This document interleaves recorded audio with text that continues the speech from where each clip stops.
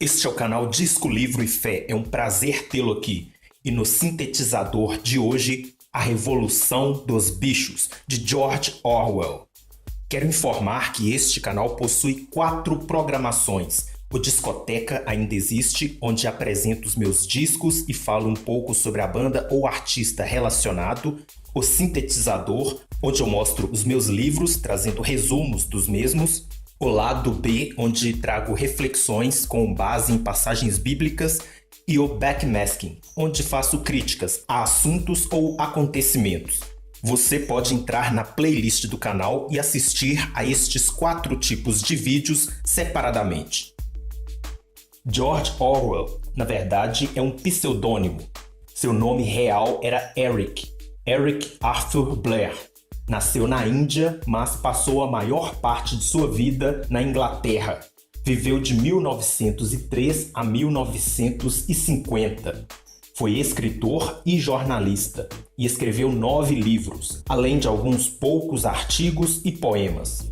Ele é considerado um dos mais importantes escritores do século XX, muito por conta de 2 obras, esta que estou apresentando e a obra intitulada 1984, publicada em seguida, poucos anos depois desta, ambas com fortes críticas políticas.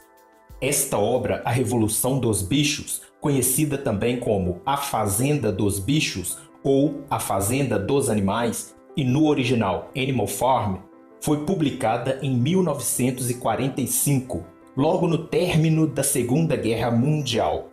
Esta edição que tenho foi publicada aqui no Brasil em 2007, pela editora Companhia das Letras, e se trata da 50ª reimpressão. Possui aproximadamente 150 páginas e contém um pós-fácil e 2 apêndices. A Revolução dos Bichos se trata de uma sátira ao stalinismo, mas que serve como crítica a todo e qualquer governo ditatorial, absolutista, totalitário, despótico, isto é, o poder concentrado em uma única pessoa ou partido e que governa com crueldade, o que caracterizava o stalinismo. Stalinismo se refere ao período em que Joseph Stalin exerceu o poder político na antiga União Soviética por aproximados 30 anos. Por meio de seu governo, milhares de pessoas foram mortas executadas por perseguições políticas. Por conta de todo este conteúdo de crítica política, em todo aquele contexto de término de Segunda Guerra Mundial e início de Guerra Fria, esta obra teve algumas dificuldades na época para ser publicada. Eric queria escrever a história de uma forma que fosse fácil para se compreender e também de se traduzir em outras línguas. Certo dia, ele viu um menino de uns 10 anos de idade dando chicotadas em um cavalo que estava guiando. Então, Eric foi acometido pela ideia de que se o cavalo soubesse da força que tinha, não precisaria sofrer daquele jeito nas mãos daquela frágil criança. E daí surgiu-lhe a ideia de escrever a história numa espécie de fábula. Aproveito para pedir que curta, comente e compartilhe não somente este, como os demais vídeos do canal, caso goste do conteúdo. E convido-lhe a se inscrever no canal e ativar o sino de notificações. Como é de costume nos vídeos relacionados a obras de ficção, trarei apenas um resumo dos primeiros capítulos, para que, caso queiram ler o livro posteriormente, não venha eu a estragar sua experiência. Era uma vez uma granja que tinha o nome de Granja do Solar. Seu dono era o Sr. Jones. Certo dia, um porco conhecido como Velho Major, muito respeitado porque já tinha sido premiado em uma exposição, reuniu todos os animais no celeiro para contar sobre um sonho que teve. Juntaram-se os 3 cachorros, chamado Branca, Lulu e Catavento, o cavalo chamado Sansão, as éguas Quitéria e Mimosa, a cabra branca Maricota, o burro Benjamin, além de outros porcos, as galinhas, as pombas, as ovelhas, as vacas, os patinhos órfãos, e uma gata. O único que não compareceu foi o corvo domesticado Moisés, que ficou dormindo num poleiro. O velho major, que já era velho, avisou que não viveria por muito tempo mais e, por isso, sentia-se obrigado a transmitir a todos eles o que havia aprendido sobre o mundo. Ele disse que a vida deles de animal era curta, miserável e trabalhosa, e que nenhum animal era livre, todos eram escravos. Levou os animais a refletirem. A terra na qual vivemos é muito próspera, então por que vivemos na miséria?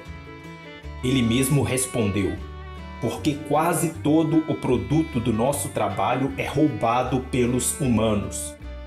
Continuou afirmando que, se o homem desaparecesse, a fome e a sobrecarga de trabalho deles também desapareceria.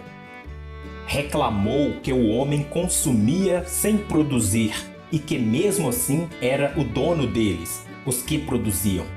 Então o porco, o velho major, foi ao ponto principal da reunião, dizendo que eles deveriam se rebelar. Confessou que não sabia quando a revolução seria, mas que deveria acontecer, cedo ou tarde. Alertou aos animais que os interesses deles e dos humanos eram opostos. A miséria de um significava na prosperidade do outro. O porco ainda estabeleceu mandamentos.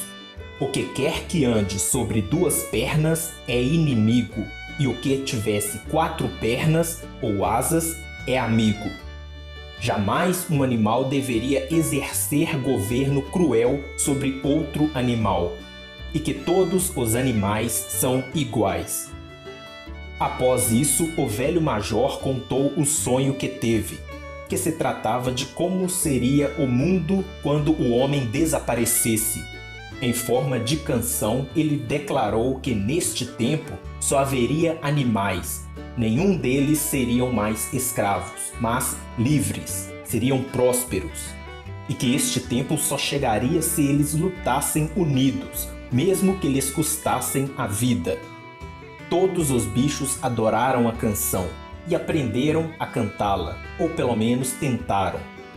3 dias depois disso, o velho major faleceu e foi enterrado no pomar. Assim, a responsabilidade de instruir os animais ficou com os porcos, que eram considerados os mais inteligentes dos animais.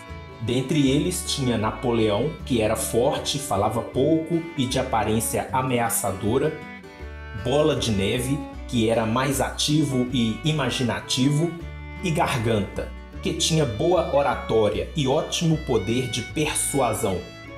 Os 3 sintetizaram os ensinamentos do major e lhe deram o nome de animalismo. Os cavalos Sansão e Quitéria se tornaram os mais fiéis ao animalismo. A rebelião veio mais cedo do que eles imaginavam. O Sr. Jones havia perdido muito dinheiro numa ação judicial e passou a beber demais. Não bastasse isso, seus empregados eram desonestos e vadios. Consequência disto, a granja ficou totalmente descuidada. Cresceram ervas daninhas, os telhados e as cercas estavam precárias e passou a faltar comida para os animais. Os animais se revoltaram e tudo fugiu do controle. Os animais atacaram e expulsaram todos os homens que ali trabalhavam, inclusive o Sr. Jones. Dominaram a granja por completo. A rebelião havia vencido. E por aí a história continua. Por aqui encerro a síntese do livro A Revolução dos Bichos, de George Orwell. Que a paz seja com você e até o próximo sintetizador.